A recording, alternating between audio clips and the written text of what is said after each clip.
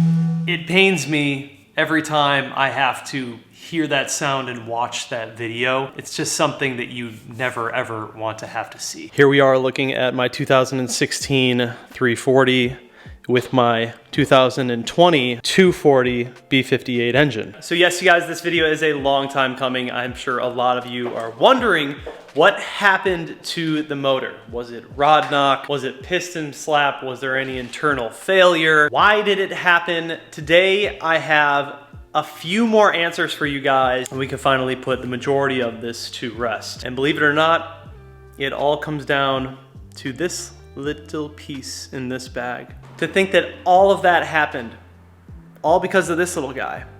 It's wild. So just to recap really quick, you guys saw what had happened to the engine. It definitely sounded like rod knock. Before we actually heard the rod knock, we had the car sitting at idle. We moved it over to the dyno, started moving the car on the dyno, and we started to hear this like little metal sound trickling around, almost like it was making its way through the head. It almost sounded exactly like this little guy. So we did hear the reverberation of this little piece of metal kind of making its way through the head. So we turned the car off right away. We thought maybe that the fan was hitting something. Looked around, everything seemed clear, start the car back up. And remind you, this only started happening after we started rolling the car on the dyno. Our first guess was that, the car had been previously beat on.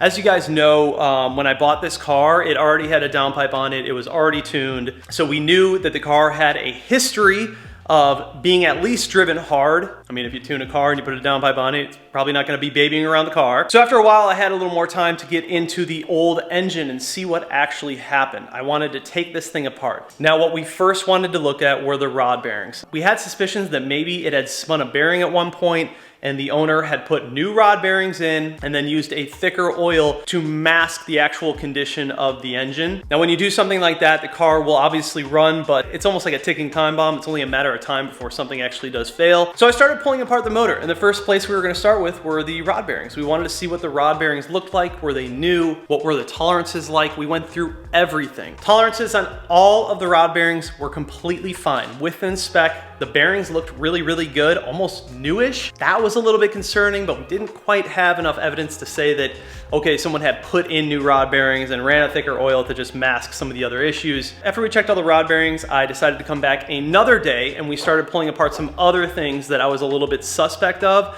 One being the oil pump. I had read in a couple of forums that some people with the B58 Gen 1 engines had failing plastic internals on the oil pump. Inside of the oil pump, there is a plastic housing that is being used. In some circumstances, those can fail if it's very cold and brittle. One thing that we did find is one of the pieces on the other side of the oil pump actually had cracked off. We probably were losing a bit of oil pressure through there. As soon as we saw that, we thought, okay, maybe we lost oil pressure and the high pressure fuel pump wasn't getting enough pressure, so it started making a lot of noise. Now, sometimes with these engines, when one thing makes noise, it can reverberate through the engine, create a whole ton of noise that might sound like something else. It can be very deceiving when you start hearing noises in engines. But even with that cracked little piece on the oil pump, I still was not convinced that that was the cause or failure of the engine. So the next thing I said is we got to take this head off. We have to see what the head looks like, see what the valves look like, see what the pistons look like. So today we removed the head. And cylinder three was not in good shape. And what we found was this little guy. As soon as we pulled the head off, I was able to flick it off and this little metal guy came right out.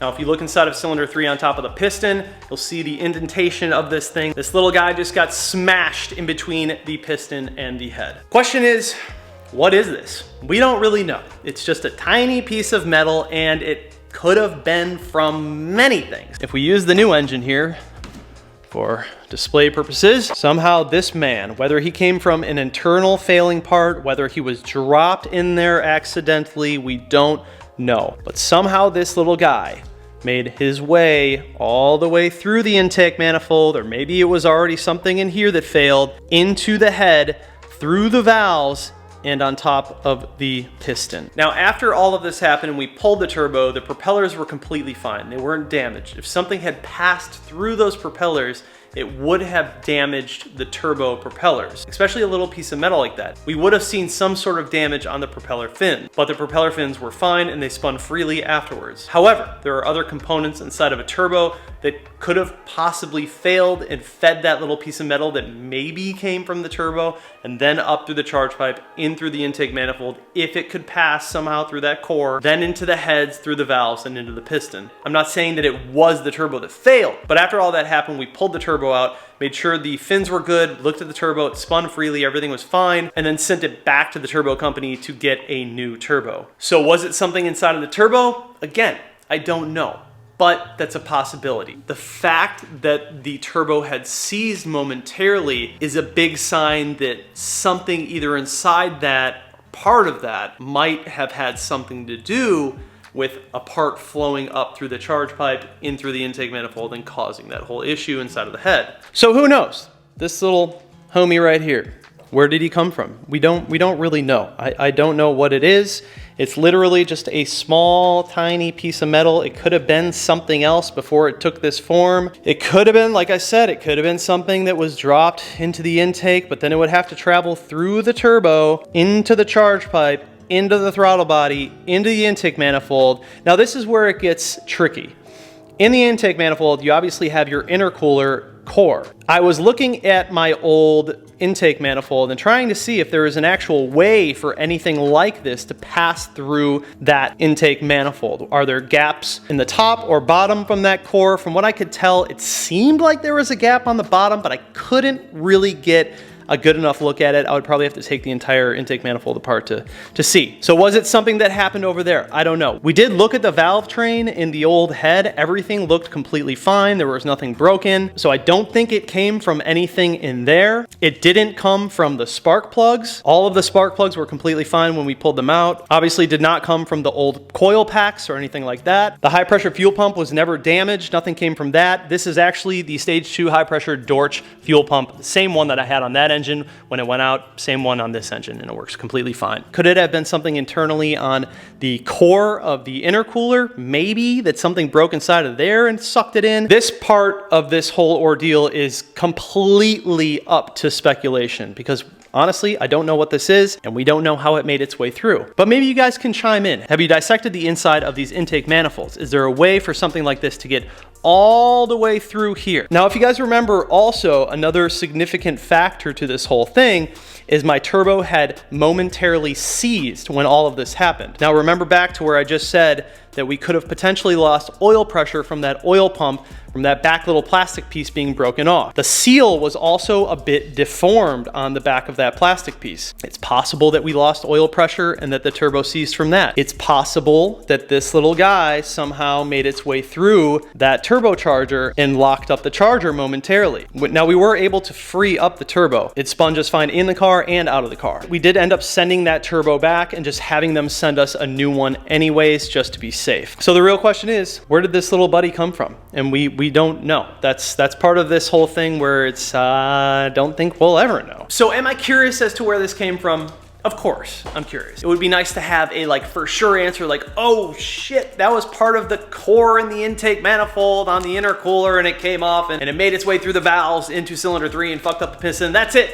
Lay this thing to rest. But really, we don't know. We looked at everything that we could and nothing was damaged. Nothing was broken. Even in the head, everything was fine. Somehow this little dude made his way all the way through, into the head, through the valves, into cylinder 3, and yeah, just destroyed that shit. What's most important, you guys, here is that everything that we took away from it, all that we learned about it, and the fact that I had a team of guys who were dedicated to getting my car, as soon as I got them the motor, back on the road as soon as possible. From the day that that happened, 3 weeks later, mind you, these are over Christmas holidays, New Year's, all that, 3 weeks later, we had this car back on the road. And here we are today with a very, very strong running 340. I don't know. I hope this gives you guys some answers. I mean, I get a lot of people asking what happened. I thought for sure that the inside of the oil pump would have been just demolished and that would have been it, and that we weren't getting enough pressure and that caused some issues, but that wasn't the case. I mean, maybe with that little piece that was broken, it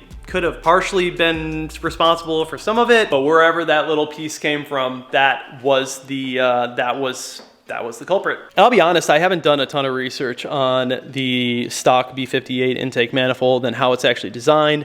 I didn't take apart the old one or anything. We just used flashlights and looked in there to make sure that nothing visibly was damaged. But the biggest question I have is, you know, is it possible for a little piece of metal that size to travel all the way through the intake, into the turbo, up the charge pipe, into the throttle body, into the intake manifold, through underneath on top of the core, maybe, that's the part where it gets iffy, into the head, through the valves, into the cylinder, slapping the piston against the head. So it took a while to make this video, guys, because honestly, I didn't want to come at you without some actual facts and like showing you what happened. I wanted to be certain that this was the case, and today we got that answer, so I feel a lot better about it. We can finally lay all this to bed. But before I let you guys go, I also want to touch on the fact that I think that video scared a lot of people when it came to like the B58 engines. You know, I would get a lot of messages like, oh my God, like, is this gonna happen to my car now?